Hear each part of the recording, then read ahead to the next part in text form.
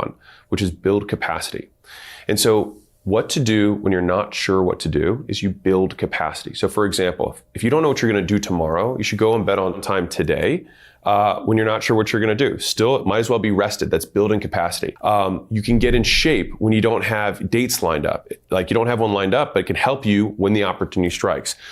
You can save money when you're not sure where you're going to invest, because at least you'll have the money so that when the investment comes, you'll have the opportunity to take action. And so the thing about opportunities is that they present themselves to everyone, and only people with capacity can both recognize and capitalize on them. So don't be in the bleachers when the fat pitch comes. You want to be at the plate. You want to have already practiced your swing, and you want to be ready to go. And I'll give you a case study that actually can drive this point home. So there was a study they did at Princeton grad school. It was called like the Good Samaritan study, where they had seminary students who saw themselves as moral people, right? They were studying to become priests. And they asked them to write a paper on being a good Samaritan and then to present it. All right. And so what was interesting about this is that in the study, they separated them into 3 groups. And so on the way to give the presentation, there was this very narrow hallway into the auditorium. And in the narrow hallway, they put someone who had fallen and clearly needed help. Group 1 was people who were 10 minutes late. Group 2 was people who were on time. And group 3 was people who were early. All right. Now, guess what correlation, how people rated themselves in their essay had to do with the likelihood that they would stop and help the person. You're right.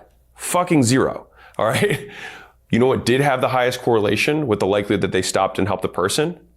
How late they were. And let me tell you how big of a difference it was.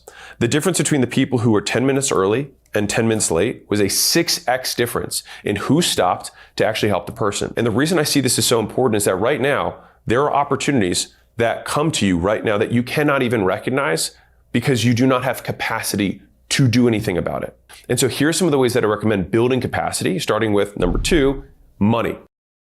So if you don't know what to invest in, save money. Money buys time, and time buys optionality. And so let's go tactical. So how do I go about actually saving money? So I'm gonna walk through each category very quickly. So food, that means you just don't eat out for anything. It's very straightforward. If you're hungry, you deal with it, right? You only buy from discount grocery stores. It's not that hard. Clothing. Whatever you have right now is all you need for the next 2 years, 0 exceptions, right? Reuse what you have, trade, or at the very worst, you can go to Goodwill. All right. From a housing perspective, live as cheaply as you can, ideally with your own family, or worst case with another family that's also trying to save money. And if you're like younger and you're like, none of us have families, and that's fine, then all 6 of you bunk up in one place, split bedrooms if you have to. And that's what ultimately in the early part of my career, it was like $300 or $400 a month for me to just keep the lights on. Not hard when you're splitting one bedroom in a 6-bedroom